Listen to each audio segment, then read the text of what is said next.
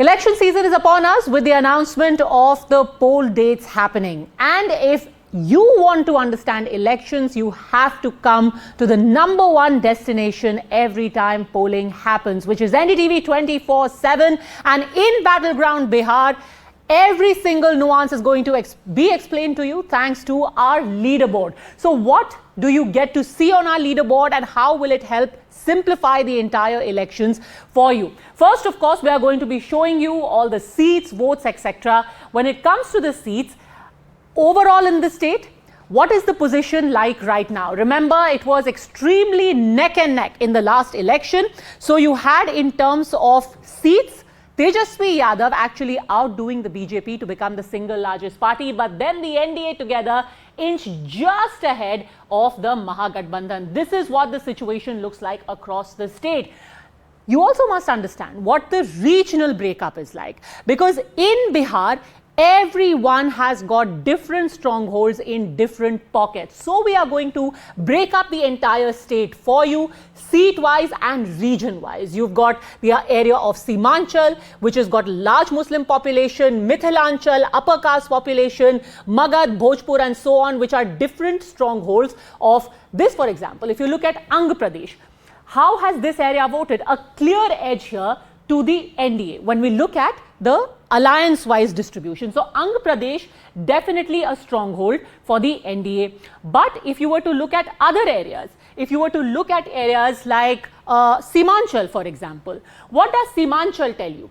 Whose stronghold is it really? Even here, NDA had got an edge last time around because the Mahagathbandhan had been jolted by Asaduddin Owaisi fielding his candidate. So a large division of Muslim votes went on over there. This is the kind of understanding that you get from this data. Now, what are the other things that we can show you, which is going to make this extremely interesting? Margins.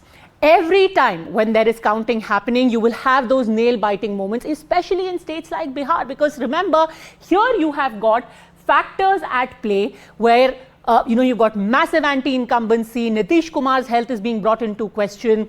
Is there infighting within the Yadav family? For the RJD, is that going to be a headache? So all of that could mean that the margins are extremely small. We are here to your rescue. We're going to break it up for you and show you what are the different areas which have got margins less than 1,000, less than 3,000, less than 5,000. All of that data is going to be shown by us to you. So all of that breakup is also going to be done.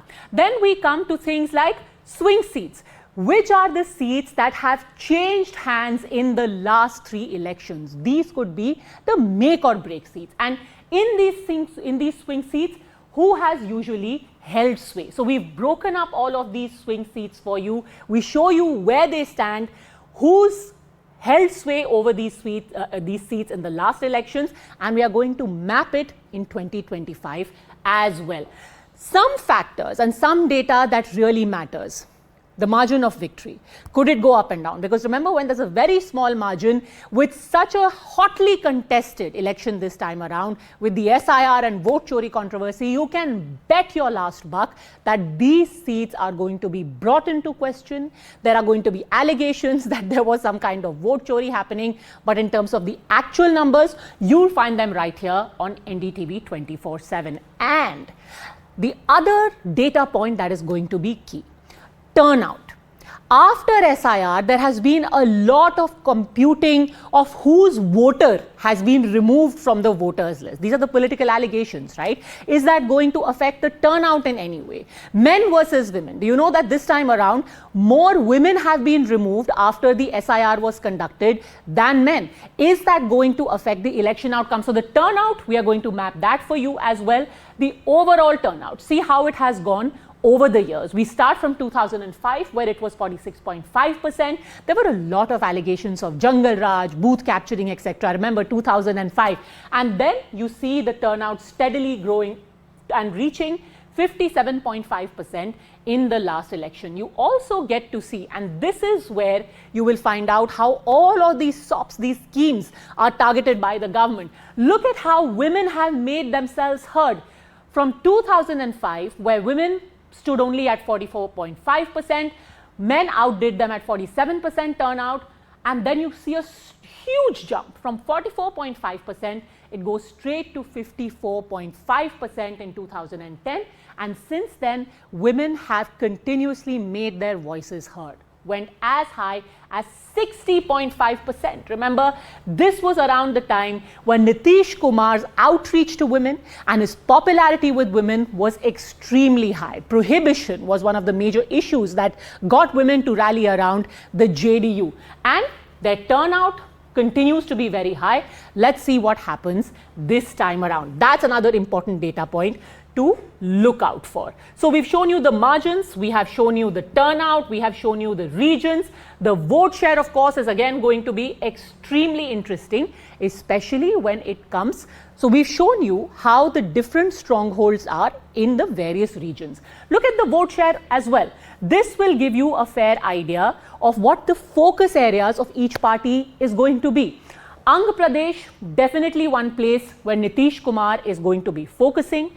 Similarly for Tirhut, and then of course Mithilanchal. These three focus areas for Nitish Kumar, for the NDA.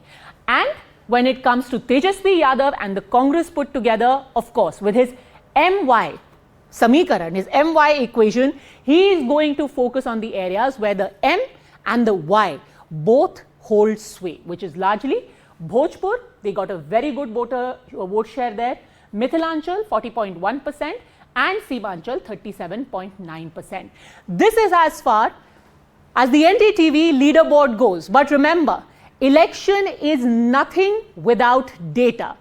And that's why they say, when it comes to understanding elections, your one-point destination is NDTV and data is gold.